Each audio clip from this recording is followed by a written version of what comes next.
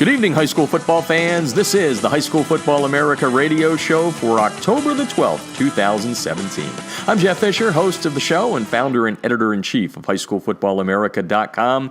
We've got a big weekend ahead of us in the Top 100, the High School Football America Top 100. That's created with our proprietary algorithm. We have 7 big games featuring Top 100 versus Top 100 this week, including the big game in Miami, Florida this evening, where number 45, the Bulls of Northwestern, taking on Carroll City, the defending 6A champs. You can follow that game live at highschoolfootballamerica.com. All you have to do is go to highschoolfootballamerica.com, click on the scores tab. You'll see our Top 100 scoreboard live, powered by ScoreStream. Drop down, and you can follow that game along with the other 3 games that are involving top 100 teams tonight. Number 52, the Woodlands out of Texas, putting their 2-1 record on the line against Westbrook in Oklahoma. It's number 56, Owasso, trying to keep rebounding from that loss a couple of weeks ago in double overtime to Union. They have Southmore, the SaberCats, this evening.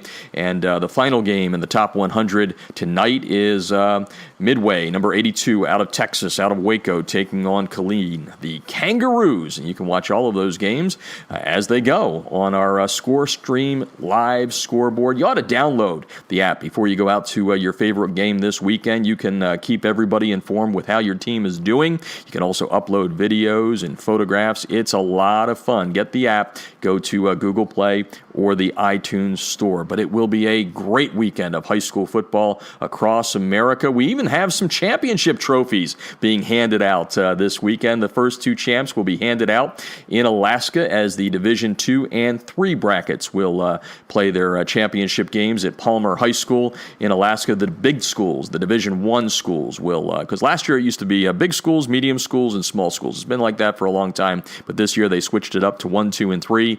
Soldotna, the top team in Alaska, going after its 6th straight state championship. The Stars are good, and they will play Palmer, but they have to play Palmer at home. So it'll be interesting to see how the Stars handle that state championship game. And in the Division III championship game, which will be played Saturday, both of the games will be played on Saturday, and you can follow them at highschoolfootballamerica.com. Barrow, the Whalers. Remember how they made national news years ago? It's the only school above the Arctic Circle. They've got polar bears that are just a couple of 100 yards away from the football field there. The Jacksonville Jaguars, they gave them some blue turf to put down. Well, the Whalers are going to be playing for a state championship. They will be taking on Homer. That game will be played also at Palmer High School. But just a fun weekend. We have a big game out here that we will be going to tomorrow night. We will be on Facebook Live. Our Facebook, by the way, is facebook.com/High School Football America. But number 1, top-ranked Mater Dei is going to take on number 15 St. John Bosco. We'll have a little bit more on that game coming up in just a little bit. Before we get too deep into what's going on in the top 100 this weekend, I want to let you know that we have a big show tonight. We've expanded it. We've got 4 nice interviews on the show this evening, and we're going to start things off with a young man out of Arkansas who had a huge game last Friday. Plays for Pulaski Academy. Pulaski, number 87 in the High School Football America Top 100. They are the 3-time defending champs in the state of Arkansas, and Layne Hatcher threw for 745 yards on Friday night, taking down Little Rock Christian, a battle of unbeatens there, and Layne Hatcher is going to come on and talk about what was a record-setting performance in Arkansas and almost the best ever in high school football as he came up just a little shy. The 745 yards ranks 3rd on the all-time list in high school football, and you know there's been a lot of football games played over the last 100-plus years, and Layne Hatcher will be joining us in just a little bit. Also on the show, we're going to be talking with the head coach of the number 80 team in the High School Football America Top 100, the Harrisburg Cougars out of the middle part of Pennsylvania. And they have one of the best players in the country there, Micah Parsons, a 2-way star. Some say he could play either offense or defense at the next level in the NCAA. He is considered the 5th best overall college prospect right now by 24/7 Sports. Great defensive end, but he's also a real good running back. And his head coach, Cal Everett, is going to come on the show here tonight and talk about rebuilding that proud program there. They had a pretty good stretch of some down years, but the Cougars Cougars now going real well, 6-0 coming into this weekend, and they are ranked number 80 in the High School Football America Top 100. And we're going to wrap up with the show with a real good interview here, or interviews, I should say. Jason Strunk, who writes the Turnaround blog for us here at High School Football America. He's been doing it since 2012, the head coach at Lubbock that he's trying to turn around there. They've had their struggles through the years, 4+ decades of not making the playoffs, except for 1 year. Strunky did it, and we were able to follow that on the blog. But he's going to be joined in the interview tonight by Max Kattwinkel, the head coach at Lubbock Cooper High School. They will play each other tomorrow night, and these guys really kind of epitomize what the coaching fraternity is all about. They enjoy each other's company. They break bread with their wives. They go out. They went out this past weekend, Strunky wrote in the last blog, and had dinner together, and they're going to talk about the relationship that they have there. Yeah, they're going to try and beat each other's brains out tomorrow night, but it really kind of shows you what high school football coaching is all about. So we're going to have them on the back end of the show, and that will be a lot of fun. Hey, we talked about our Facebook page. Make sure you also follow us on Twitter. HSFB America is the way to follow us when we're away from the microphone here, and I always like to interact with you guys, whether it's on Facebook or Twitter. Feel free to ask your questions. We've got a couple of poll questions going on out there right now. Who's going to win the big game out here in Southern California between Mater Dei and St. John Bosco? We also have one going in Jersey there. The big game will be played Saturday there, and I'll tell you what, each and every week we've had some great games going on in New Jersey. This weekend is going to feature 2 games within the top 100. I think we've had that over the last 2 or 3 weekends, to be honest, where we've had a couple of top 100 matchups each weekend. The big game on Saturday that I'm talking about pits number 25, St. Peter's Prep, taking on Bergen Catholic. St. Peter's Prep has played well over the last 2 weekends, especially in the second half, as they've had to fight back from being down against ranked opponents against Paramus Catholic a couple of weeks ago. That was a rematch of the non-public Group 4 championship from last year. And then last week against DePaul Catholic, St. Peter's Prep had to come back. They went for 2 with under a minute to go, and then had to hope and pray that a short field goal by DePaul wouldn't go through. It didn't. St. Peter's walked away with a 22-21 victory. Bergen Catholic, coming off of its bye week, hopefully got some health there. And I'll tell you what, one of our new partners, and we're really enjoying this partnership, Sports Pass, is using all of the High School Football America Top 100 regional and statewide rankings. They do great audio. They're on over 100 stations in 46 different markets around the country, and Sports Pass is doing some special audio for this game. So we're tweeting out Sports Pass all week long. Their handle, follow them. It is Sports Pass 1, the number 1, not spelling out 1, Sports Pass 1. They have some great coverage leading up to the game, and they will also have some post-game coverage, as we will as well. But that's a big one in Jersey, along with Pope John the 23rd, which entered the rankings this week at 98 after crushing former number 52 Paramus Catholic last weekend. The Lions will continue to try and climb that top 100 ladder. This weekend they face St. Joseph Regional out of Montvale. St. Joe's ranked number 46. Again, we've got 7 big matchups in the top 100 this weekend. We talked about Miami's Northwestern taking on Carroll City tonight. The other games that are going on, and again, we mentioned Mater Dei St. John Bosco. We're going to have a little bit more on that coming up in just a second once we get through all the big top 100 matchups. In Georgia, number 4 Grayson taking on number 95 Archer, a battle of unbeatens there in that one. In Texas, there's a good old backyard brawl, as they say, in Austin, as number 36 Lake Travis, the defending state champs, taking on number 61 Westlake. Lake Travis has had the upper hand in this series over the last 4 or 5 years. Last year, Lake Travis handing Westlake 2 losses in the season.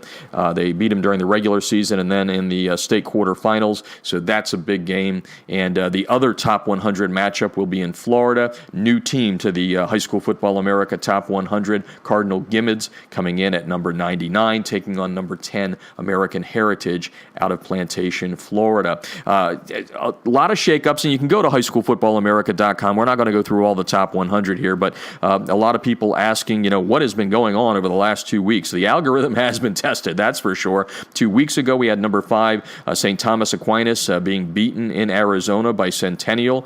Not only did that knock St. Thomas Aquinas down, but it also brought down St. John Bosco, which was sitting pretty at number 6 with a close overtime loss to STA in the season opener, 9-3.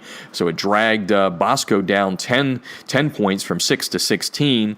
St. Thomas Aquinas dropped all the way down to number 29. They climb up to number 26 this week. But the one that shocked the rankings, the algorithm this week, was Gonzaga's win over former number 15 DeMatha last week. And Gonzaga out of Washington, D.C. comes into the rankings at number 90 and drops DeMatha down 23 spots. They tumbled to number 38. But what it also did, and again, this same thing happened with Centennial beating STA, is Vieira gets pulled in out of Florida into the rankings at number 89. And you would say, well, why is that? Well, Vieira is the only team to defeat Gonzaga this year. Back on September 1st, they beat him 21-6. So that's what the algorithm does. It breaks out on-field action, and Vieira is a good team. Only lost this year to Cocoa, which is number 32 this week in Florida, or in the top 100, but they're from Florida. They climbed 3 spots this week, so Vieira lost to them in overtime. So we're really getting down to the nitty-gritty here and having some fun watching the algorithm separate out who's the best. And right now, Florida and Texas both have 14 teams in the High School Football America Top 100. Again, we have a big game tomorrow night that we're going to be at. We're going to be doing our Facebook Live from Torrance, El Camino College. There we'll have some tailgating going on. We'll be doing some neat stuff out there at the game. If you haven't been on our Facebook over the last 3 weekends, we've been doing a live scoreboard show from our studios here in Southern California. But this week we're going to go out there and give you some pregame activity, grab a couple of interviews for you. It should be fun. So tune in to us on facebook.com/High School Football America.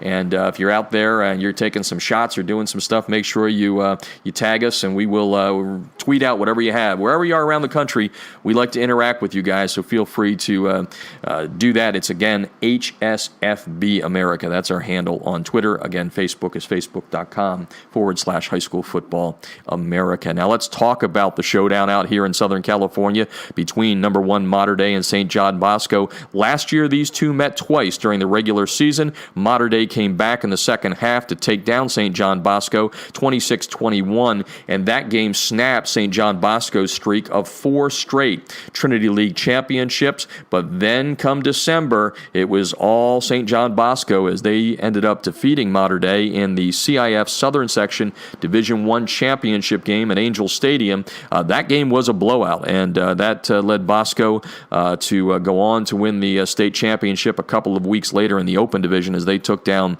De La Salle from the northern part of the state. But St. John Bosco hoping to get itself back on track. One interesting thing is their quarterback situation, and we're going to talk about that in just a second. But let's start with the top-ranked team.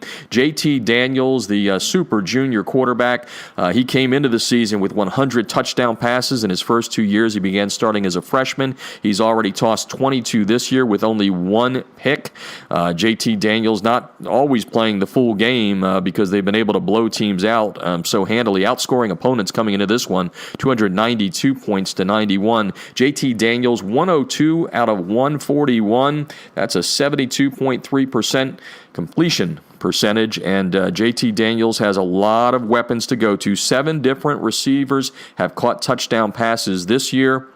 And at the beginning of the year, Monra St. Brown, one of the top players in the country, sat out. He didn't get to play until the Bergen Catholic game, which was week 4, and he already has 16 catches for 6 touchdowns, and Nico Remigio leads the team with 27 catches with 8 touchdown receptions. So he's got a lot of weapons, and the big thing, too, is that Mater Dei can run the football, and that just makes the passing game that much better.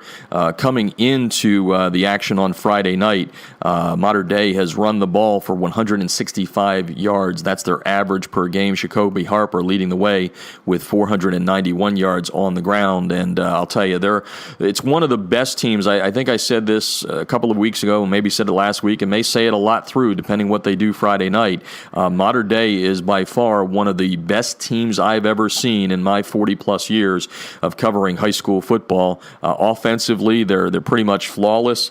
Defensively, they're young. They had to replace a lot of players, but they swarm and they hit. It's a good football club, and St. John Bosco is going to be able to bring its best. I remember last year when we had Coach Bruce Rollinson and Jason Negro on the show. Rollo, who's been around for a long time, a legendary coach, has coached people like Matt Barkley and Matt Leinert, said he loves matching wits with Jason Negro, who always does a little something in the game that makes things different. Last year in the championship game, for example, now at Ohio State, Wyatt Davis, they moved him from tackle to guard, and that made a huge difference in the victory in the CIF Division I championship game. So Rollo knows that Coach Negro is going to have something in store, and that's a good segue into the fact that last week against Orange Lutheran, the Braves used a two-headed quarterback attack. Real Mitchell, who is Iowa State bound, was going every other series with super sophomore DJ Ugalele, and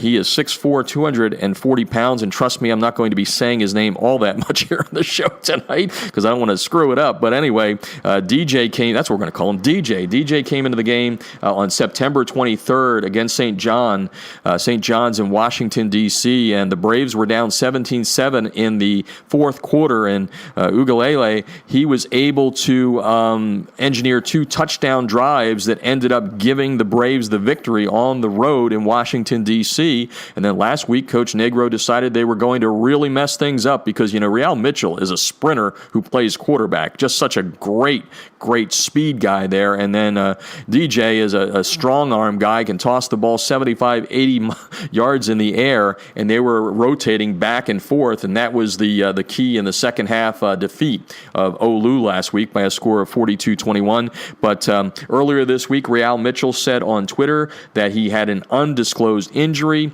Yesterday, Coach Negro said that he has not been cleared to play by a medical professional. So DJ Ugalele will get his first start as a sophomore. He already has, I think he's got 10 or maybe now 11 collegiate offers. Alabama, USC. This kid's a stud. I remember seeing him last year out there as a freshman during one of the fall camps, and big kid, big boy, and he can really wing it. So he is going to get the start. No Real Mitchell. Now, of course, we can also say maybe Coach Negro's, kind of sandbagging it up here a little bit. Maybe Real will play tomorrow night. We'll have to see. We'll have that news for you when we get to the game tomorrow night. Tune in on Facebook Live at facebook.com/High School Football America. So it's going to be fun to watch this game. The only loss this year by the Braves was against St. Thomas Aquinas, 9-3 in overtime, and they had a shot to win that. And this is always a great matchup. So expect a packed house tomorrow night. It's the home game for the Braves. They are still redoing their home stadium. They said it's a blackout tomorrow night, so it should be fun. A raucous crowd, and we'll have all the live pregame and during the game and postgame for you at highschoolfootballamerica.com and live on Facebook at facebook.com/High School Football America. Well, that gives you a good taste of what's going on throughout the country. Games going on tonight. Make sure you keep up with them on our live state-by-state scoreboards powered by ScoreStream. Just go to highschoolfootballamerica.com, click on scores. You've got a live top 100 board and a state-by-state scoreboard powered by ScoreStream, which gets us to all of our partners. We'll begin with, we've already done ScoreStream, so let's go to Echo. Get instant replay on your sidelines with Echo 1612. You can get to all of our partners by clicking on their banner ads at highschoolfootballamerica.com. Coaches making instant replay for coaches. Yes, this is a great tool. There are imitators out there, make no mistake about it, but Echo 1612 was the first. It's the best. Check them out at echo1612.com. Also brought to you by Crossover, breaking down your game film better than anybody out there. It is compatible with Huddle and does a better job than Huddle Assist. You can get a free demo when you go to highschoolfootballamerica.com and click on their banner ad. That's crossover with a K, KROSSOVER.com. And also brought to you tonight by the good folks at Southern Sport, the debris inhibitor razor, keeping those pesky rubber pellets from field turf out of your shoes. They get everywhere, you know it, and they hurt too. The debris inhibitor razor keeps those away from your feet, gives you the comfort throughout the game. Players come in over 20 great colors, and if you use the special code HSFA for High School Football America, you will be able to get a special discount of 30% on your order. You will love this American-made product. It's durable, it's washable. You will not be disappointed, and you can also wear it on grass. It looks great as spatting. It's, as I said, it keeps the pesky rubber pellets from field turf out of your shoes and gives you the great look of spatting without that high cost of tape. And brought to you by USA Today High School Sports. Once again in 2017, High School Football America and USA Today High School Sports teaming up to give you great national high school football coverage, plus coverage specifically from Southern California. Check them out at usatodayhss.com. All right, going to take our first break. When we come back, we're going to head to the state of Arkansas. Layne Hatcher, I wonder if his arm's still sore. 745 yards passing, third on the all-time list in America. He tossed the ball around a lot, amassing 86 points for the Bruins, who are ranked number 67 in the High School Football America Top 100. Pulaski Academy's Layne Hatcher. When we come back, this is High School Football America.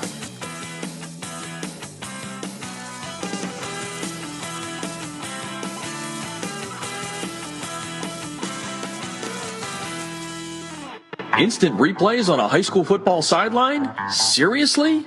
Yes, the future is here with Echo 1612's Instant Replay Sideline System. Echo's cutting-edge technology was the first to the market 2 years ago. Echo delivers instant replay to your sideline on an iPad within seconds of a play being finished so that you can make tomorrow's coaching changes today. This NFHS-approved product may be the biggest change in high school football since the invention of the helmet. Coaches, you'll gain a competitive edge by adding Echo 1612's Instant Replay Sideline System to your coaching toolbox. How cool is this? The Echo Instant Replay Sideline System works with both your current booth and end zone cameras, plus, and this is an important point, Echo works without any cellular connection, data plans, or internet. The list of high school football programs using Echo 1612 system is growing daily, meaning your opponent may already have a game time advantage. You don't want to be left out, do you? The Echo 1612 advantage is simple. Echo plus an iPad equals instant replay on your sideline that improves your game planning. Seriously, you'll be making coaching adjustments in real time, not the day after. Except no copycats, Echo 1612 is the best on the market. Echo 1612's cutting-edge technology helps you make tomorrow's adjustments today. Learn more at echo1612.com.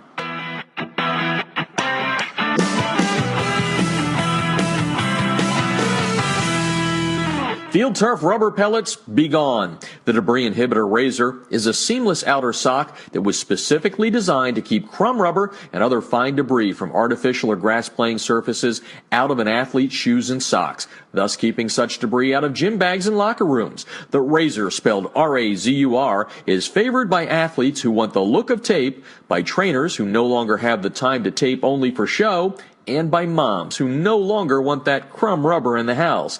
The debris inhibitor razor is made in America. It's 70% nylon and 30% spandex, making it extra lightweight and very durable, and it's backed by a 1-year performance guarantee. The debris inhibitor razor covers just the right amount of a player's shoe while keeping those shoelaces tight. It's fully customizable, machine washable, and more importantly, it's easy to get on and off. The debris inhibitor razor comes in 23 colors and sizes are youth, medium, large, and for that extra big foot, extra large. Founded in 2010 by former University of Mississippi All-SEC football player Carl Hoppy Langley III, Southern Sport Inc. created the debris inhibitor to improve athletic performance by protecting athletes, allowing them to look and feel better with technically advanced products engineered with superior fabric construction, patented design, and proven innovation. Get a discount on your order by using the High School Football America code HSFA when you order at tdirazor.com. That's razor spelled with a U at tdirazor.com.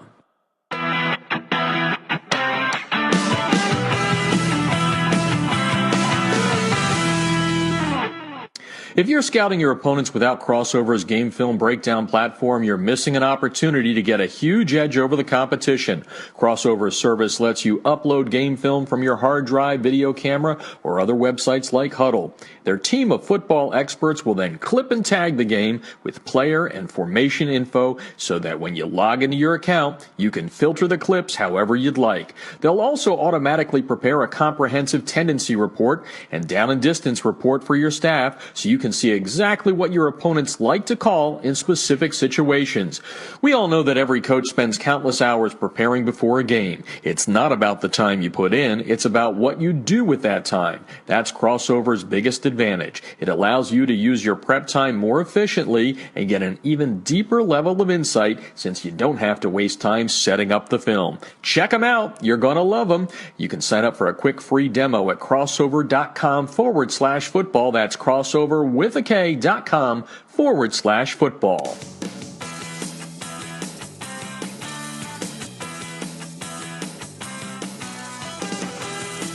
This portion of High School Football America brought to you by USA Today High School Sports. Once again in 2017, High School Football America is teaming up with USA Today High School Sports to give you great national high school football coverage and coverage specifically here in Southern California. Check them out at usatodayhss.com. Well, if you were reading highschoolfootballamerica.com over the weekend, you saw a game that had some incredible numbers in it as Pulaski Academy out of Arkansas, number 67 in the latest High School Football America Top 100, put up some amazing numbers in an 86-56 win over Little Rock Christian, a battle of unbeatens, and the quarterback of the team, Layne Hatcher, set a state record for passing yards in a game with 745 yards, 36 of 46 with 6 touchdowns. He is, according to our count when we looked at the NFHS all-time list, third all-time in the nation. High school football's been played a long time, and Layne is number 3 on that list for passing yards, and right now he's on the line to talk about what was a big night on Friday night. Welcome to the show, Layne.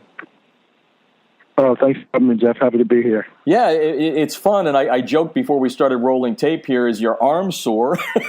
Let's go with a more legitimate question, which is, now that you hear those numbers in your ears, and I know you've read them several times, and there's probably been a lot of talk about it, what comes to your mind when you hear those record-setting numbers right now? It's cool to see. It's cool to see that happening, but never the goal. Our goal is always just to play great as a team and do whatever we have to do to win. And our every game goal is to score every time we get the ball. We were pretty close to doing that. Scored 13 to 14 drives. So that's the main goal of what we had every week. Yeah, and I think I also read from the game before, you're now at 21 out of 22 possessions, and we'll get to some of the things that are a little unorthodox that maybe the listeners don't know about out there, about not punting and onside kicks and all that. But tell us a little bit about the game plan going into that. Like you said, the idea is to get into the end zone. That's the thing. But, I mean, at what point did it click on Friday night that, oh, my gosh, these yards are coming at a fever pitch? Right. We weren't sure what they were going to do to us defensively, so during the week we prepared for a couple different things, and they came out with something that we hadn't seen before. They were only rushing 3 guys most of the time and dropping 8 back in coverage. So first half we were running the ball a lot. I think we ran for 200 yards, I think, in the game, which is a lot, and I think we broke our school record for most runs in a game. So once we saw that, we didn't think we were going to be throwing it absolute time. We thought we were going to rely on the run game a good bit. They weren't attacking that, and they were trying to make us run the ball. So we were going to do our best to run the ball. 745 yards later, Layne Hatcher is on High School Football America tonight talking about what was an incredible 86-56 win over Little Rock Christian, number 67, as I said, in the High School Football America Top 100, 3-time defending state champs in Arkansas. It's just a great program there. And let's kind of take the listeners into the kind of the sideline conversation with your receivers. I know that one of them had over 325 yards receiving, a touchdown. Tell me a little bit about what you guys were talking about as all this was going on, and tell me a little bit about the receivers by name so the listeners can know it was more than just you tossing the football. Right. I've got probably six great receivers right now. I think we've got 4 seniors right now starting at receiver, 3 juniors and a junior, and we rotate some other guys in, but they all know the system so well. Trey Johnson is the receiver that went for over 300 yards, but Matt Lynch had a couple touchdowns. Nathan Bione scored a 91-yard touchdown. So those guys just know what they're doing so well now that it makes it so much easier on me. They bailed me out of a lot of trouble just seeing the field so much better now that they're older and wiser and know what's going on. So it's great having a group of guys like that around you that you know are going to be where they're supposed to be at all times. Yeah, absolutely. And we're talking to Layne Hatcher tonight from Pulaski Academy in Arkansas, a record-setting night in the state, and almost got the national record with 745 yards passing. And I'd be remiss if I didn't talk about those big guys up front, because you said you were able to run the ball early in the game and obviously giving you the protection. So let's give those guys a little props, because they're the ones that allow you to do that. Right. My own lines, we've got SEC commit at left tackle. We've got a kid going to Air Force at center, Alan Moore and Luke Jones. And then we've got another senior with guard for me, Ford Aguilar. He's a great guy. He's a little bit undersized. He's smart, and he knows what he's doing, so he takes care of his job. And we got 2 new guys on the right side, right tackle. And they're doing great, and they're doing a great job. This is what Coach Kelly thinks is one of the best lines in school history. I agree with them wholeheartedly. These guys, if you watch the film, I mean, there were plays where I stood back there for 10 seconds and didn't have anybody even close to me. They did a great job in running the ball. They were really excited that they got to do some run blocking more than some pass blocking this week, I think. And they were extremely excited to get to run downfield and knock some guys on their back.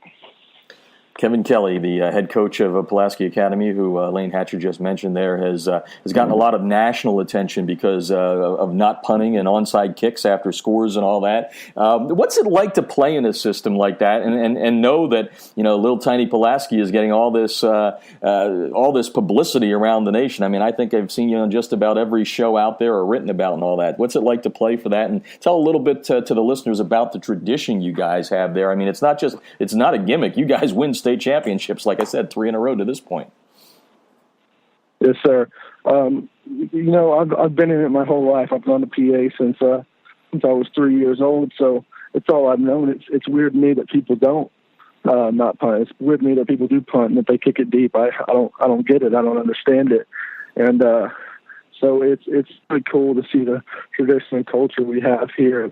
We expect to win, and every Friday it's a great show to come out to PA on Friday nights in Little Rock, Arkansas, because, I mean, it's exciting. It's fun to watch. It's never boring. And it's going to be exciting. You're going to be jumping out of your seat quite a bit. And it's a culture of just winning and doing things different, as long as it's smart. If it got up, we're going to do it. And I would assume it's pretty tight. Like, you know, you said you've been there since, you know, you were a young kid and all that. I would assume a lot of you guys have come up together, right? So it's a pretty tight situation on the team? Right. More than a majority of the team has been here since probably first, second grade. A lot of us have grown up together, and it's great to see us all getting bigger opportunities and winning. And that's the main thing for us. We just want to win. We just want to win football games, no matter how it comes. And it's cool to see us from being little kids now. Everybody's looking up to us as the older guys, and it's awesome to see the success show. Talking with Layne Hatcher, the quarterback of Pulaski Academy in Arkansas. 36 of 46, 6 touchdowns, 745 yards, 3rd all-time on the high school football list in America records. Matt Miller of Du Bois holds the record. You just missed that. That's 787 yards. What was it like afterwards with family and just your teammates and all that? What was that celebration? Did you do anything special afterwards, or was it just like, let's get ready for next week? Start getting ready for next week. Yeah. It was a big rivalry game, so that was more of the celebration. It's a big crosstown rival, but the statistics, no, that wasn't a celebration. We were just happy that we win. That's our only goal. We're never looking at numbers, but it was cool to see see my name up there with some of those people, but really it was, all right, let's go. We got another game to play. It's on the next week. We got to refocus. And because of the tradition that you guys have there in the state championships and what Coach Kelly has brought upon you, I mean, do you guys kind of always feel like when you're going into the games there's a bullet, a bullseye on you that there's everybody wants to beat you guys? I mean, is that the feeling you kind of get? Exactly. We talk about that all the time, probably a couple of times a week. We know we're going to get everybody's best bet when they come to play us because they know PA is the team to beat. And with such a great group of guys here, it's true. People, if we have a bad night, it's going to be against somebody else's best night. And that's what we always talk about. They're always coming to us with everything they got because they know if they can beat PA, then that's a great accomplishment for them. Yeah, you guys are number 67 in the High School Football America Top 100 right now, and obviously state championships important, getting through the regular season healthy and all that. But what are some of the things you, as one of the leaders on this team, talking about, the things that you need to do, coming down the stretch, getting ready for the postseason, to know that you're ready to defend that title? Right. We've been there before, so we know what it takes. So we've kind of got an idea of where we need to be each week, and each time we've got great coaches that are going to get us there mentally. It's just executing their game plan. The coaches, they're going to get us the best game plan in the country without a doubt. It's just a matter of us executing what they put in front of us. And if we can do that, we'll be just fine. Well, congratulations on what was an incredible night, not only for you, but your teammates. Like I said, you can't do it without somebody catching the ball or blocking for you. So congratulations on that. Continued success throughout the year, and look forward to seeing how high you can climb in our top 100. Good luck next week and with the rest of the season. Thanks for joining us. Yes, sir. Thank you. Very welcome.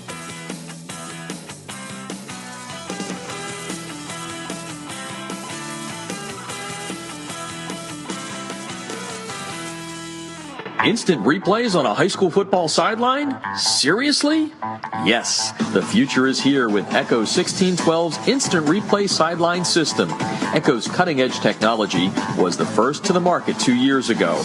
Echo delivers instant replay to your sideline on an iPad within seconds of a play being finished so that you can make tomorrow's coaching changes today. This NFHS-approved product may be the biggest change in high school football since the invention of the helmet. Coaches, you'll gain a competitive edge by adding Echo 1612's Instant Replay Sideline System to your coaching toolbox. How cool is this? The Echo Instant Replay Sideline System works with both your current booth and end zone cameras, plus, and this is an important point, Echo works without any cellular connection, data plans, or internet. The list of high school football programs using Echo 1612 system is growing daily, meaning your opponent may already have a game time advantage. You don't want to be left out, do you? The Echo 1612 advantage is simple. Echo plus an iPad equals instant replay on your sideline that improves your game planning. Seriously, you'll be making coaching adjustments in real time, not the day after. Except no copycats, Echo 1612 is the best on the market. Echo 1612's cutting-edge technology helps you make tomorrow's adjustments today. Learn more at echo1612.com.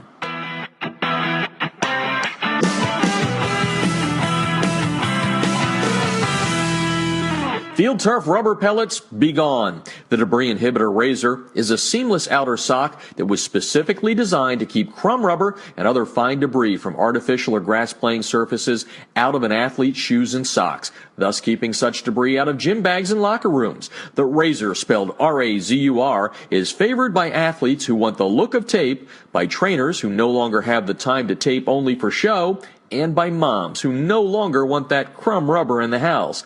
The Debris Inhibitor Razor is made in America. It's 70% nylon and 30% spandex, making it extra lightweight and very durable, and it's backed by a 1-year performance guarantee.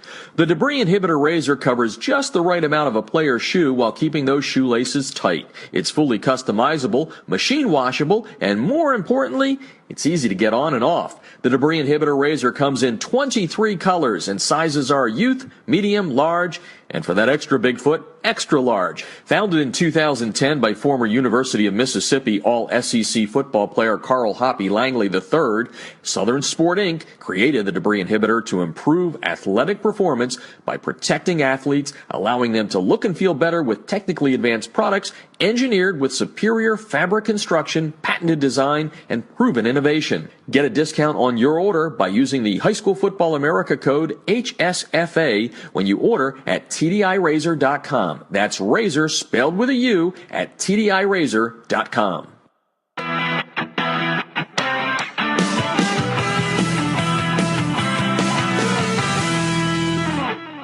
If you're scouting your opponents without Crossover's game film breakdown platform, you're missing an opportunity to get a huge edge over the competition.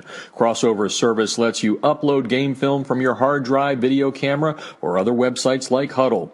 Their team of football experts will then clip and tag the game with player and formation info so that when you log into your account, you can filter the clips however you'd like. They'll also automatically prepare a comprehensive tendency report and down and distance report for your staff so you can see exactly what your opponents like to call in specific situations.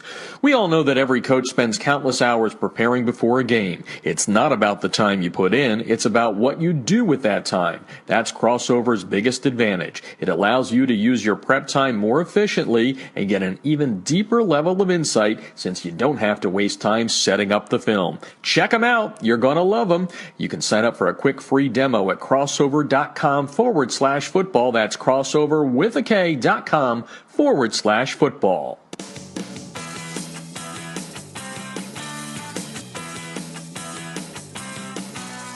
This portion of High School Football America brought to you by USA Today High School Sports. Once again in 2017, High School Football America and USA Today High School Sports teaming up to give you great national high school football coverage and coverage specifically from Southern California. Check them out at usatodayhss.com.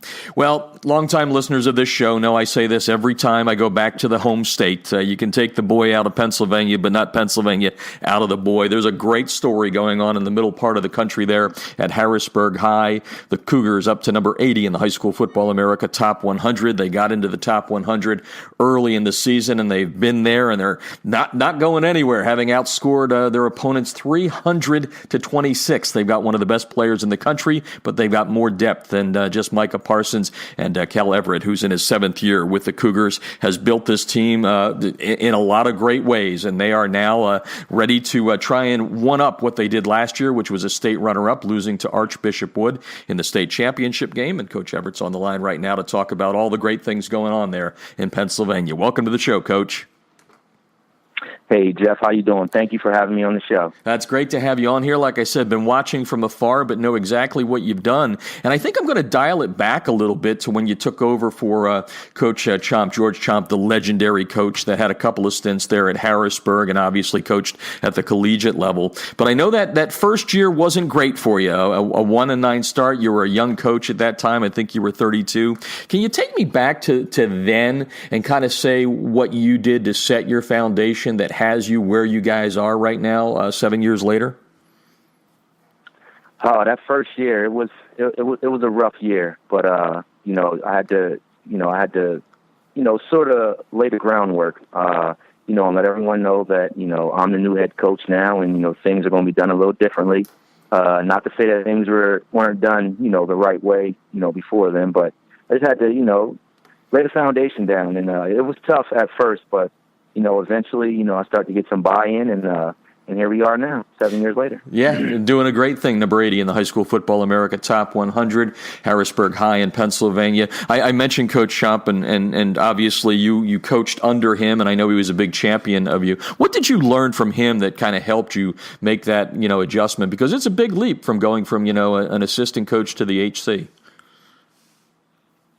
Oh, absolutely. Coach Chomp, he did so much for my coaching career. He's the one that, just called me up fresh out of college and, offered me a coaching position. And from that point on, he's just been a great mentor to me. And to this day, I still call him and I get advice from him. And, he's just a great man, great coach. Harrisburg Cougars 6-0 right now at this point, playing great football. And let's kind of dive into this season. But again, I'm going to dial it back a little bit. You guys, made what I think a lot of people thought was a surprising run to the state championship game last year.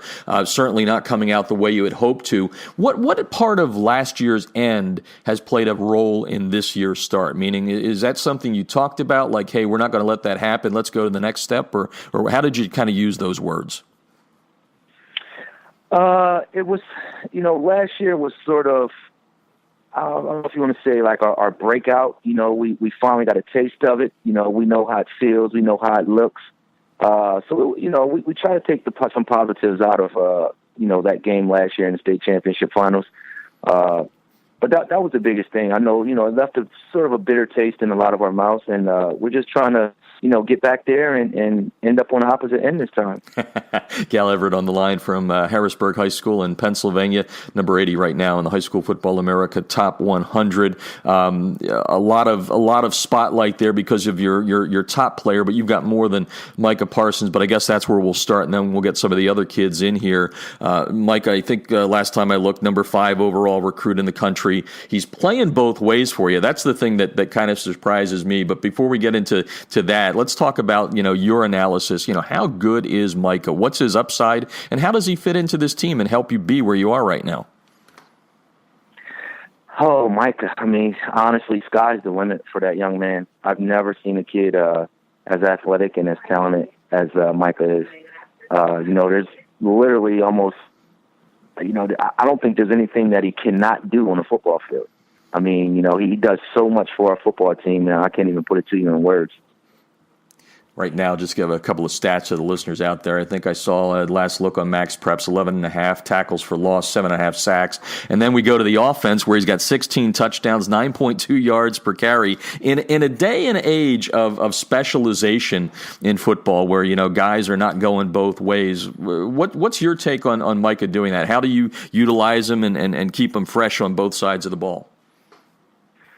Well, we make sure, on offense, we give him, we have a really, really talented young running back in back of him named Jameer Plant, and we make sure Jameer gets a lot of work in and he gives him a lot of blows. So, we do a good job, subbing him and Micah in and out on offense. And then on defense, he knows, that's his thing, defense. But, one thing that a lot of people need to know and understand is that Micah, he's not even playing a lot of times the second half of games. So those numbers, 16 touchdowns and how many ever yards, like he's not even playing, the second half of games. He's playing 1-2 quarters of a football game.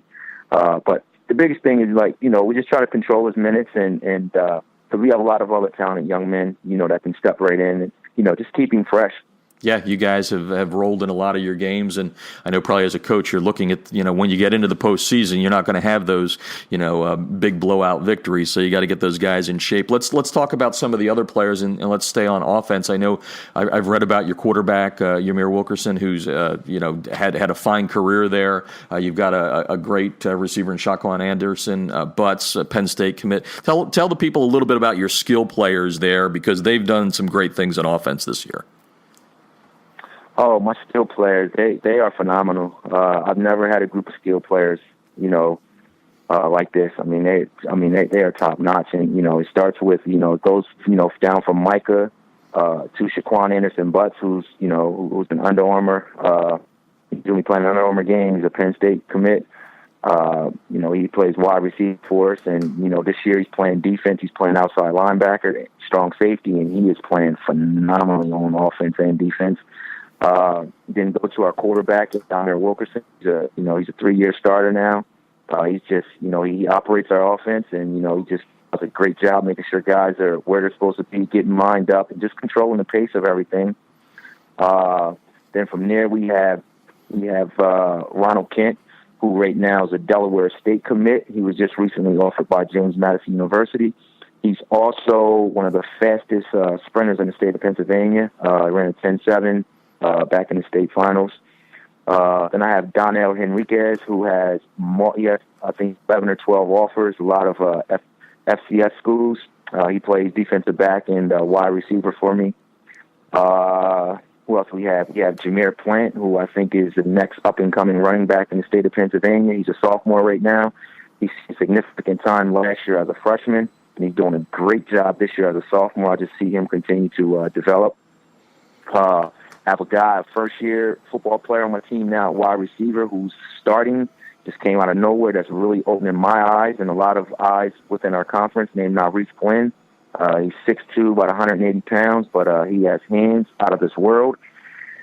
I have another 2019 guy, Rynell Gant, who's starting to get a lot of FBS attention. He hasn't received an offer yet, but he's our starting free safety, and he plays in the slot for us as well. He does multiple things.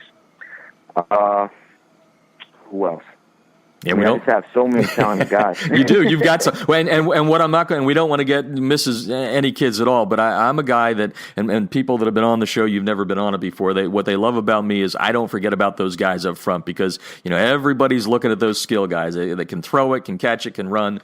But I think I read in your win last week, which was impressive against Chambersburg. You scored over 80 points in that victory. I think it was 82-3. You didn't have two of your offensive linemen, so evidently you've got some talent up front. Let's get the big guys' names in there. Oh, absolutely. Starting right tackle, he's a 3-year starter. Deontay Payne, I mean, he's just phenomenal. 2 weeks ago, he was our offensive MVP just on the offensive line. And he's sort of undersized. He'll probably be playing defense at the next level. He plays linebacker for me, but he's a 3-year starter. He plays offensive line. He does a great job. Next to him, we have Fernando Genoa, who's a 2-year starter now, and he put on about 30, 40 pounds this year in the offseason, got bigger and stronger. He's doing a great job. At center, I have Corey Jett, who, it's his first year playing center, but, he's 5'10", 300 pounds, and he's doing a phenomenal job with snapping and just, controlling the line of scrimmage up front. I have 2-year starter Jeffrey Chisholm at left guard. He's doing a phenomenal job as well. And at left tackle, I have a big guy. He's about 6'3", 6'4", 340 pounds. This is only his second year playing football, and man, is he doing a great job. I mean, his name is Tyre Butler. He is doing a great job. Now, to piggyback off of last week, we had two guys out. We had Jeffrey Chisholm out and Tyre Butler starting out with some minor knee injuries, but they'll be back this week. But I had Javon Mansfield plug in for those guys, and he did a great job at guard. Then I had a freshman, about 6'4", 270-pound freshman get in. I mean, that kid, he didn't miss a beat. His name is Layne Brandon. So, I have some depth there, and, it just makes us that much stronger. Yeah, makes you look that much more intelligent, too, doesn't it? Cal Everett. Absolutely. There's another guy I want to make sure I mention, too. We have a linebacker named Andre White. He's about 6'3", 225 pounds. He's already received offers from Rutgers and Temple, and man, is he a ball player. He plays tight end and middle linebacker for us. Well, that's a good segue. We're talking with Cal Everett, Harrisburg High's coach right now, number 80 in the High School Football America Top 100. Let's flip it over to the other side. I'm sure Micah takes a lot of attention up, which helps you out with the other guys and all that. You can kind of just blow in there on people. Only 26 points allowed this year. So let's go on that defensive side and get some of the kids in there that you're really liking, not only on-field performance but leadership. Oh man, defensively, I have so many great guys on the defensive side of the ball, and just for the note of it, we've only given up one touchdown with our first group so far. One touchdown, 7 points with the first defense. But obviously it starts up front with Micah at defensive end, and then we have Deontay Nichols, who's a first-year football player playing defensive end, and Carmani Williams playing defensive end as well. And then inside we have Deshaun Grady, who's 6'2", 315 pounds. And we had Jeffrey Chisholm also playing defensive tackle. And then our linebackers is Deontay Payne, who also doubles up at offensive tackle, and Andre White, who also plays tight end. They're controlling the middle. And then our two outside linebackers are Jai Burney. I mean, he does a phenomenal job. Not a very tall kid, but man, is he tough and physical. And our other outside linebacker / strong safety is Shaquan Anderson Butts, who's also our receiver and Penn State commit.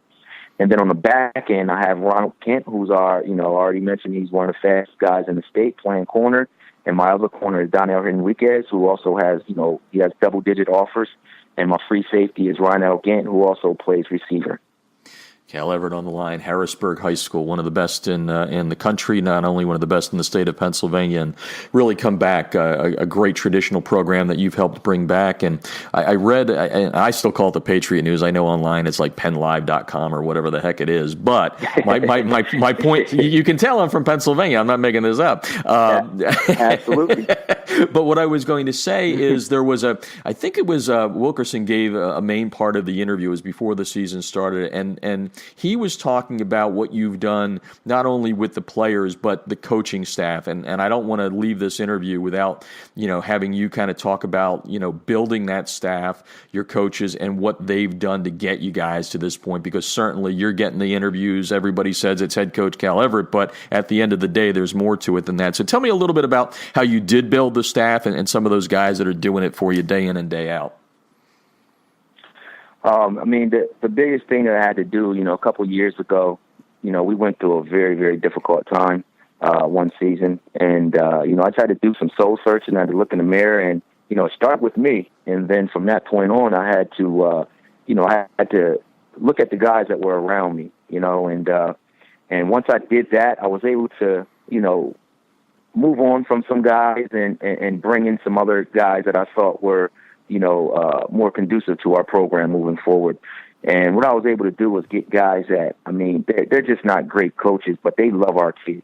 They love our program. They want our program to succeed in the worst way. They do all the small things, all the little things, to help our kids out, to help our program succeed. So that was the biggest thing. Just surround our kids with a bunch of great guys that care about them. Not just, on the football field and coaching, but they care about them outside, their home lives and things of that nature. So that's what I think was probably one of the biggest things that I've done the last couple of years. And let's get some of those guys in there by name, whether you're OC, DC, and some of those guys. Because again, we try to tell stories here, and that's what I said. You get it's your voice everybody's hearing, but I'd like to get some of those names in, just like the kids. So who are some of those guys, so they can smile when they listen to this interview? My offensive coordinator, Tim Boblick, he's been with me now 6 years, and he does a great job.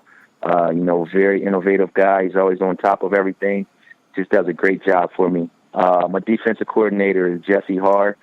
He's also been with me for 5 years or so now. He does a great job. He's also our strength and conditioning coach. He's our rah-rah guy, but he does a great job. He cares a lot about our kids. He's never misses a day. He's here every single day in off season. Every single day, does not miss a day. Then I have George Brown, who's our wide receiver coach. Once again, cares so much about our kids. Our coaches, George, they take our kids on college visits out of state. Everywhere. And, don't ask for a penny. They just do it out the kindness of their heart. Another coach I have is Juwan Chisholm, who was actually a young man that just graduated from Akron University 2 years ago, and he was a young man that I first coached. My first year coaching, I coached him, and I coached him for 3 years. So, that right there, that means a lot to me to be able to, send him off to school as his position coach and then, bring him back. He had a stint with the Steelers. Things didn't work out his way. So, he came back home and I immediately called him up and asked him to come on board and help out. He was a little hesitant. Once he to it last season, there's no turning back now. And, that's what I love about coaching right there, just to have him on my staff, someone that I, was able to coach and now he's able to do the same thing and give back to the kids the same way I did.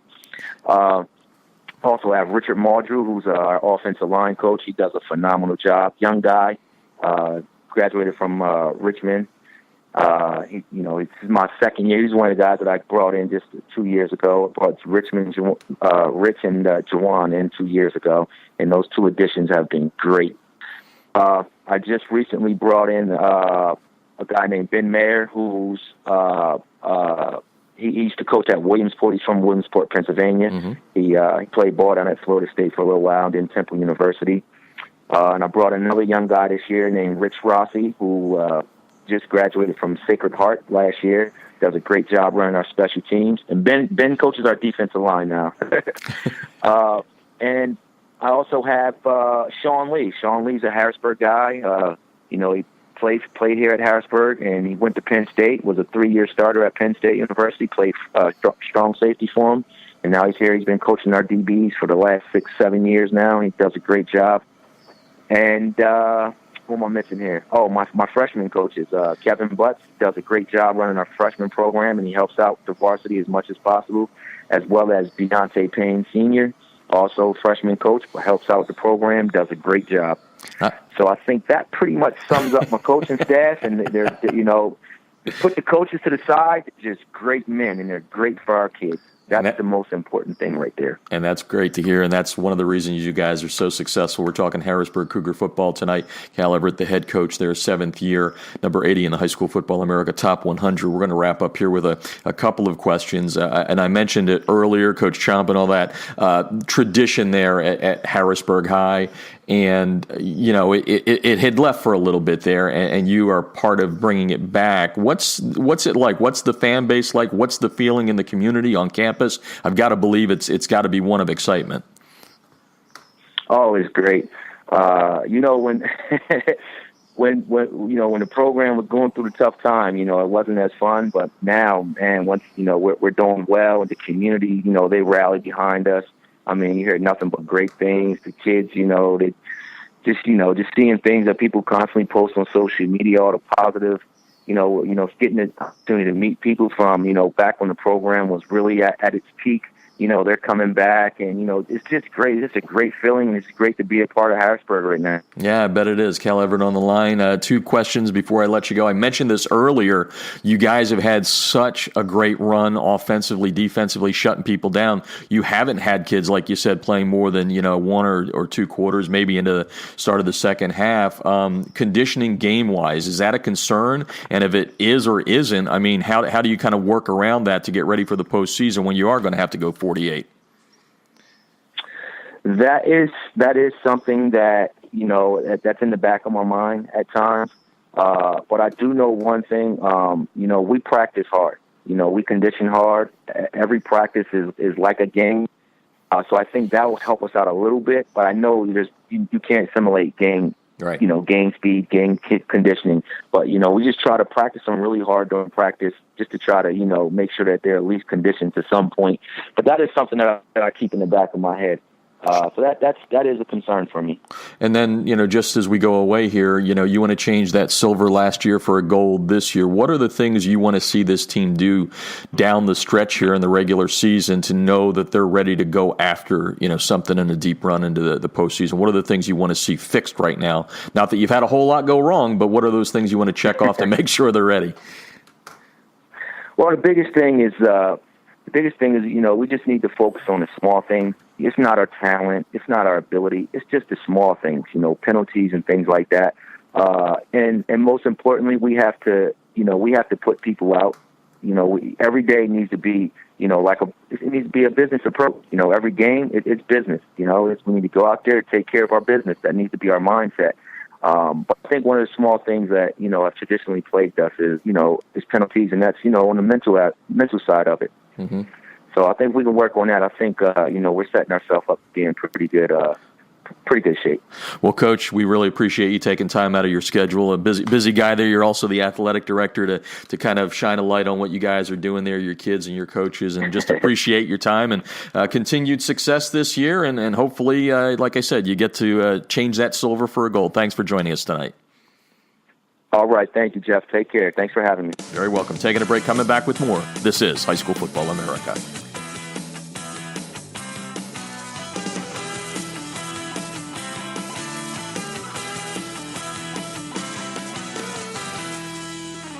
Instant replays on a high school football sideline? Seriously? Yes, the future is here with Echo 1612's Instant Replay Sideline System. Echo's cutting-edge technology was the first to the market 2 years ago. Echo delivers instant replay to your sideline on an iPad within seconds of a play being finished so that you can make tomorrow's coaching changes today. This NFHS-approved product may be the biggest change in high school football since the invention of the helmet. Coaches, You'll gain a competitive edge by adding Echo 1612's Instant Replay sideline system to your coaching toolbox. How cool is this? The Echo Instant Replay sideline system works with both your current booth and end zone cameras, plus, and this is an important point, Echo works without any cellular connection, data plans, or internet. The list of high school football programs using Echo 1612 system is growing daily, meaning your opponent may already have a game time advantage. You don't want to be left out, do you? The Echo 1612 advantage is simple. Echo plus an iPad equals instant replay on your sideline that improves your game planning. Seriously, you'll be making coaching adjustments in real time, not the day after. Except no copycats, Echo 1612 is the best on the market. Echo 1612's cutting-edge technology helps you make tomorrow's adjustments today. Learn more at echo1612.com.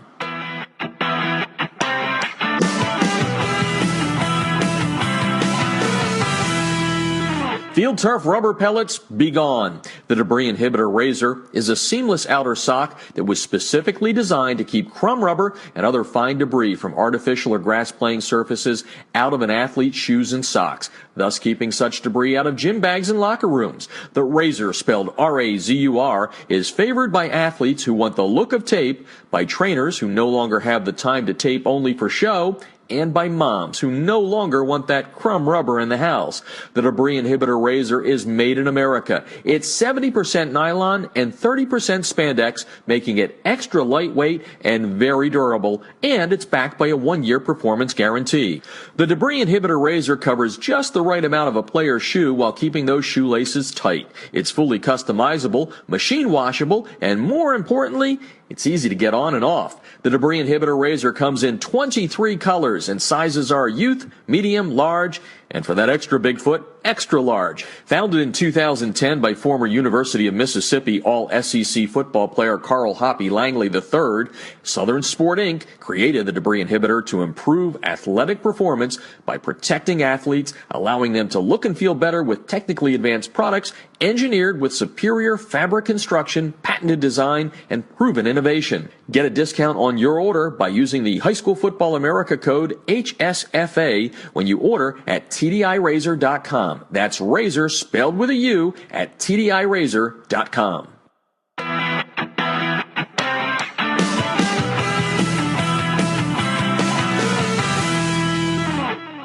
If you're scouting your opponents without Crossover's game film breakdown platform, you're missing an opportunity to get a huge edge over the competition.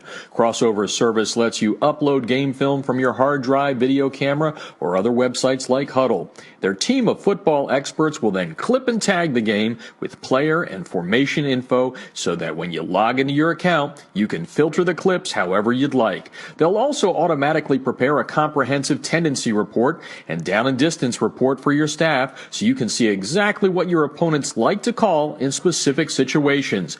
We all know that every coach spends countless hours preparing before a game. It's not about the time you put in, it's about what you do with that time. That's Crossover's biggest advantage. It allows you to use your prep time more efficiently and get an even deeper level of insight since you don't have to waste time setting up the film. Check them out. You're going to love them. You can sign up for a quick free demo at crossover.com/football. That's crossover.com/football.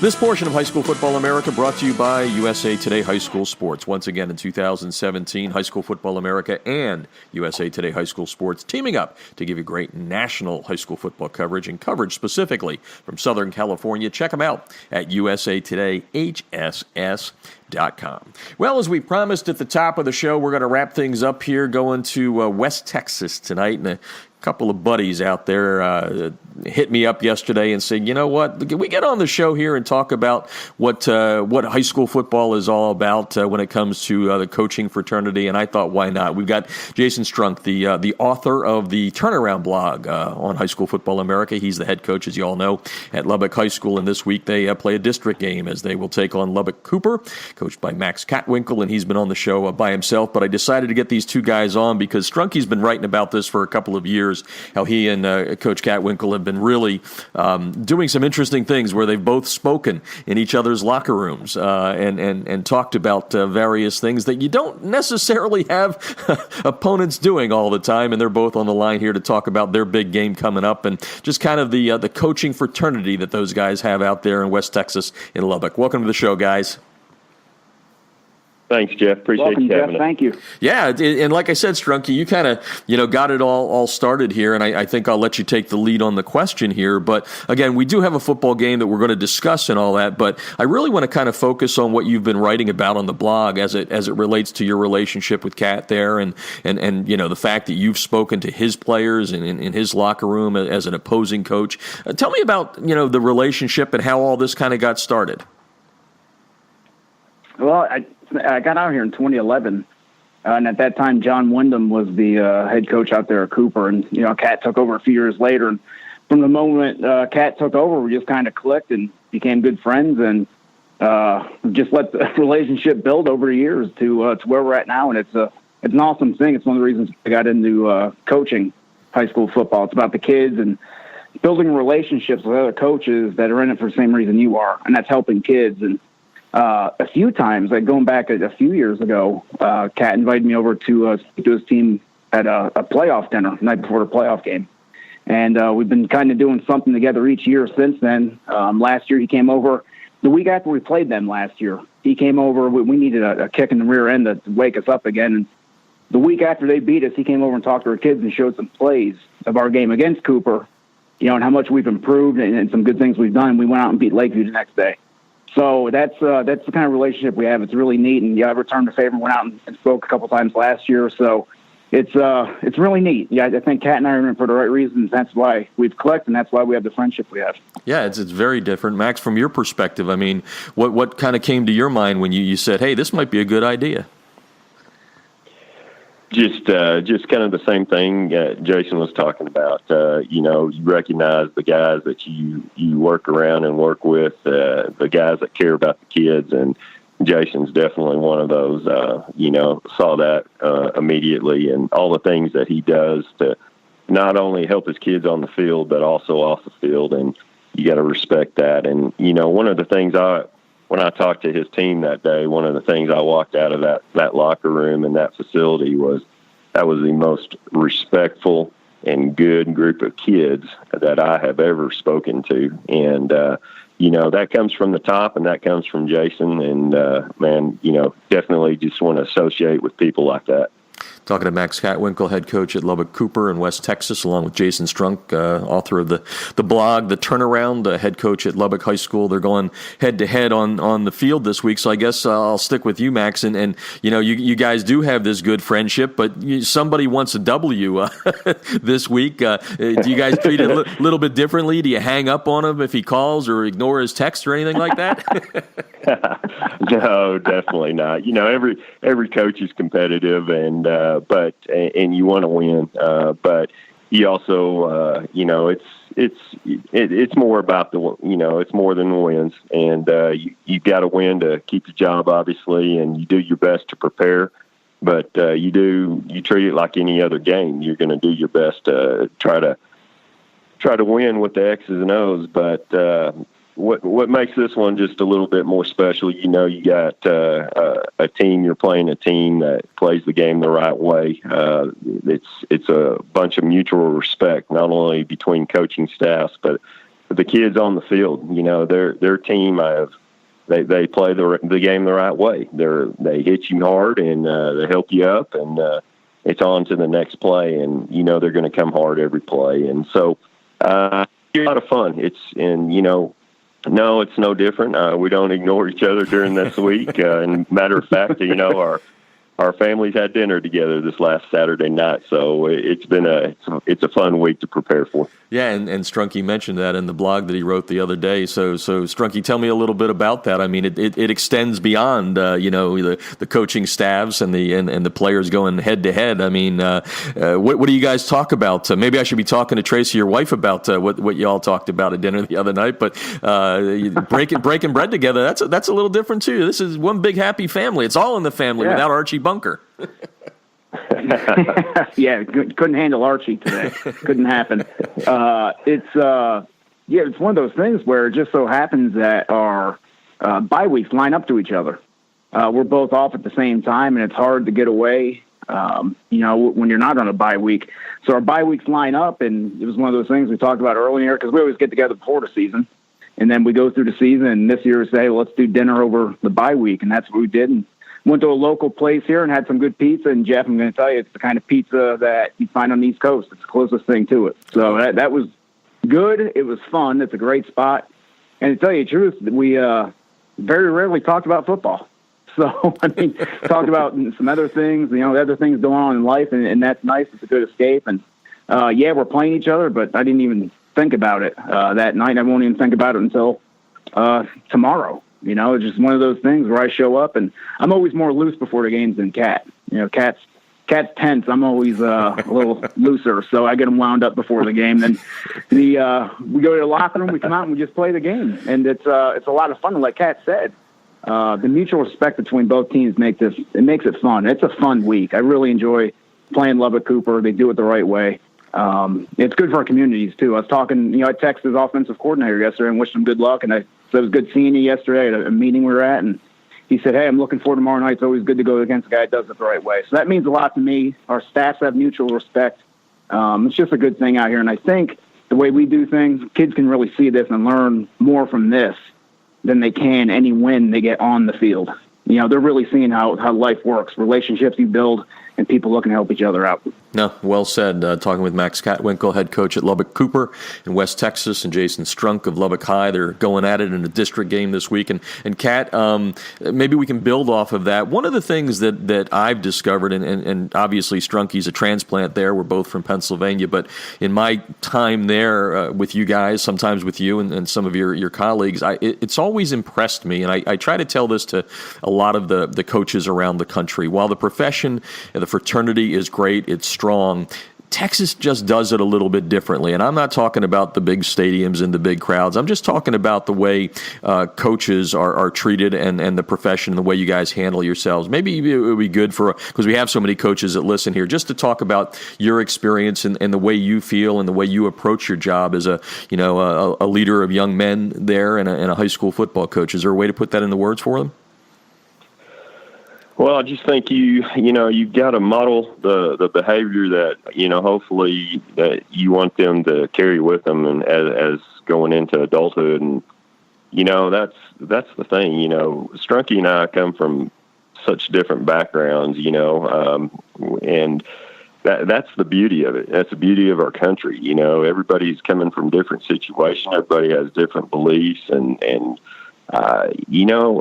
that's the beauty of it. That's one of the things that has drawn us together, just our different backgrounds. I'm very respectful of where, he came from and how he grew up. And, it's just, if you can show your kids that, that, man, those are things that they can take with them in life. And that's really, I think our society needs a dose of that, respect other people's opinions and,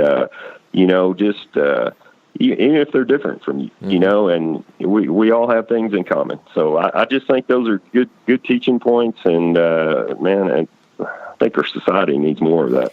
Yeah, I couldn't say it any better than you did. Strunky, I know you've talked about it on the show before and written about it. You know what it's like to get there. This was one of your goals, to get to Texas, and you brag about not being there, but you brag about the way Texas does it right when it comes to the sport, whether it's the sport itself or the coaching profession and all that. So maybe since it's been a while since you talked about that, what were some of the things, and it probably ties into your meeting Cat, what were some of the things that were different to you, having coached in Pennsylvania or Purdue or high school in Florida? Right. Yeah, when you're comparing high school to high school from different states to Texas, it's a lot different. And we had a meeting yesterday with our UIL director over at Plains Capital Park, Susan Elza. And one of the things she said when she was talking to us, she said, this is the greatest football state in the United States with the best coaches. And she said, why? She said, why we're the best coaches? And the reason is because we're a professional organization.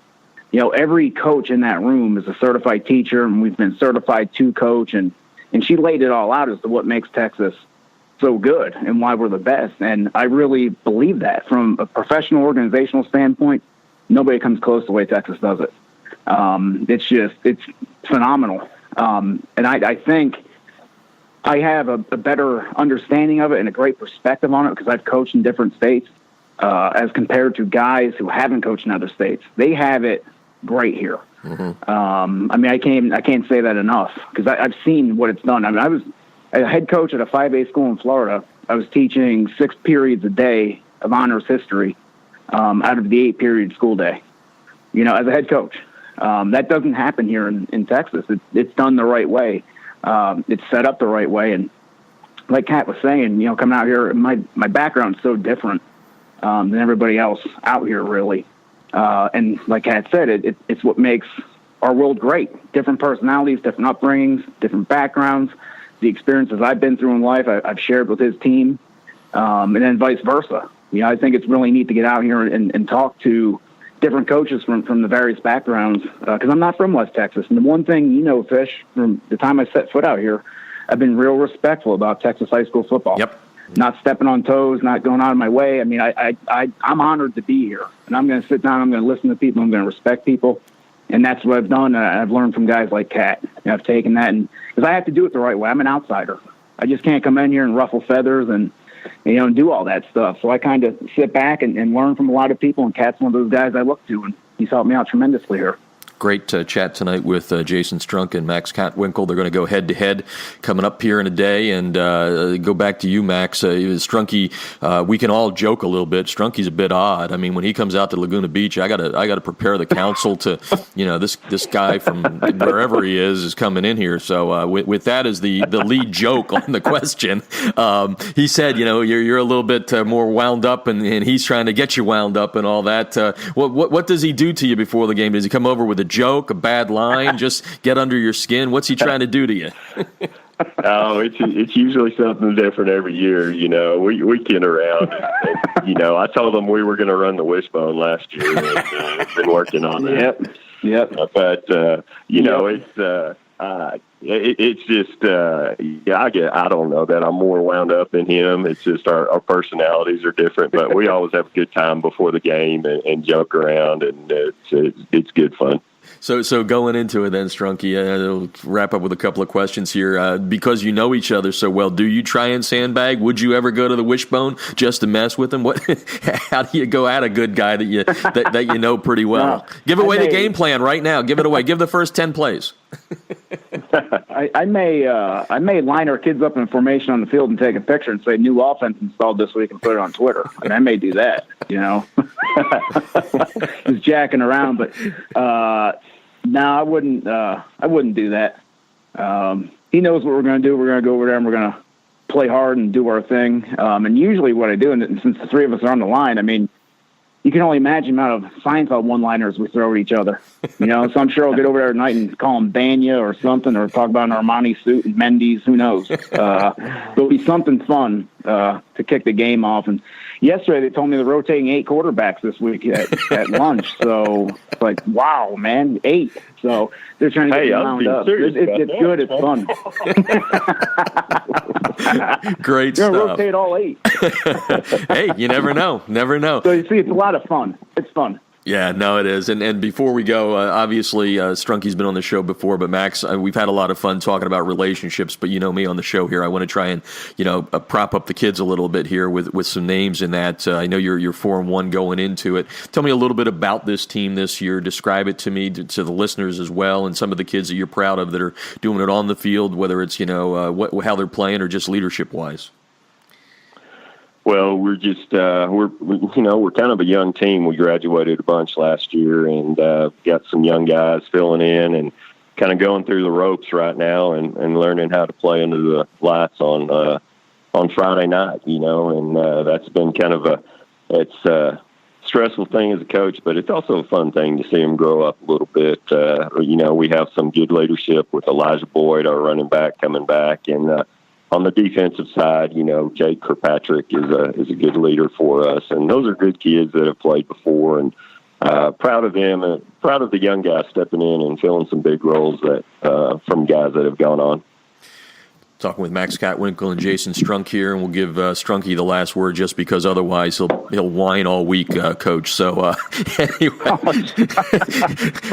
give us a little synopsis. You got that W early, that exciting overtime victory, right. And you've written about, while the scores haven't necessarily been the way you are, this is a special group of kids you have there. Tell me a little bit about the progress since we had you on 2 or 3 weeks ago. Well, it's a great group of kids like we have every year. They show up, they work hard, they're blue collar. They do everything you ask them to do, and we're 52 strong in that locker room. We're all in it together. Sure, we'd like to be 4-1 right now, but the reality of it is we're 1-4. And I'm always teaching life lessons and so forth, and I always tell the kids, say, look, I wish I had $1 million in my bank account, just like you wish you guys were 4-1. The question is, what are you going to do to work for it? How are you going to respond? How are you going to respond when life is tough? You're going to fold the tent, you're going to keep fighting. So we may be 1-4, but our kids approach it like, hey, we're 0-0. Each week's a new week. Let's go get a W. They're fun to be around. Just there's so many things I wish I could talk about and share our story and the different things we do with these guys. It's just they mean a lot to me. They're good. A lot of them, don't come from much. I was talking to a player the other day. His sister is battling cancer. It's just him and his mom taking care of her. The dad's in prison. I mean, we have stories like that all over. It's tough. Mm-hmm. But that's why they need guys like me and Kat in this profession to show them the way and do everything we can for them off the field, because that's just as important as on the field stuff. So I love the Westerners. I bleed black and gold. It's a great group of kids, man, and I'm just honored to be here coaching them. Well, gentlemen, it's been fun to have you on the line here together. I've said this before, and I say it all the time. Fans are tough out there, and as I've said to them, if you've never walked in a high school football coach's shoes, the hours and all that, you don't understand it. And more importantly, what you said at the end, Strunky, is true, and I'm sure Max has the same sort of stories, which is you guys are really second dads, and in some cases first dads. So I appreciate both of your time on the show. And Max, you know what? Just to tick Strunky off, you have anything to close with, because you should get the last word, just to get under his skin before the game. No, I'm gonna take the high road here. Well, guys, we appreciate. Is that some kind of sideways short joke? No. I'm going to tell you this though, that of all the Seinfeld characters, Strunky is Kramer. See? Told you, Fish. I'm no George. Yeah, no, you're not. You don't even look like him. I think I'm going to tweet that out here during the show to show people exactly what it's like. Anyway, guys, hey, enjoy the game tomorrow night. Thank you for taking the time. This has been a lot of fun. I think you've given people a real good inside look that there's more to X's and O's and games and all that. So thanks, and have a good game tomorrow night. Right. Appreciate it. Thank you, Evan. Hey.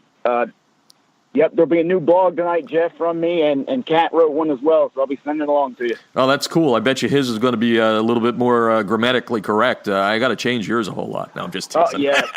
Right, probably. Oh, yeah. wait, I'm from the East Coast. I just got the last word in. Thanks, guys. We'll talk soon. Thank you. No problem. It's Jason Strunk and Max Kattwinkel going at each other tomorrow night there in West Texas in Lubbock.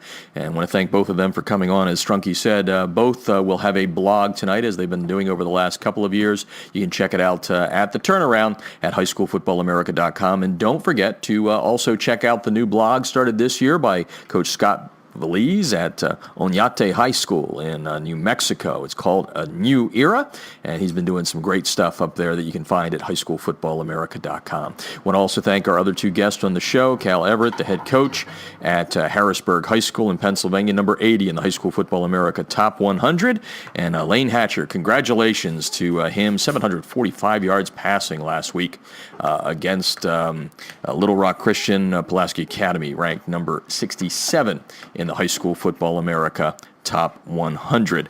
Big games tonight in the Top 100. Follow them live at highschoolfootballamerica.com, our live scoreboard powered by ScoreStream. Just go to highschoolfootballamerica.com, click on scores. You see two things there. You'll get a live Top 100 scoreboard. You'll also get our state-by-state live scoreboard. The best place to get your high school football scores all weekend long is at highschoolfootballamerica.com. Again, a reminder, tomorrow night we will be live on Facebook. No scoreboard show this week. We will be live at the big game here in Southern California California, number 1, top-ranked Mater Dei, the Monarchs, taking on number 15, St. John Bosco. Should be a dandy. Again, it's facebook.com/High School Football America. Just like us there, and you'll be able to follow everything that we do from the pregame right through the game. It should be fun. Live video coming up tomorrow from Southern California at High School Football America's Facebook page. Follow us on Twitter. HSFB America is the handle, and that is going to do it for tonight's show. Don't forget, brand new High School Football America Top 100. We come out before anybody does. That will be on Sunday. We always do it somewhere around noontime Pacific time at highschoolfootballamerica.com. For now, this is Jeff Fisher saying good night and good sports from Southern California. You've been listening to America's favorite high school football talk show, High School Football America.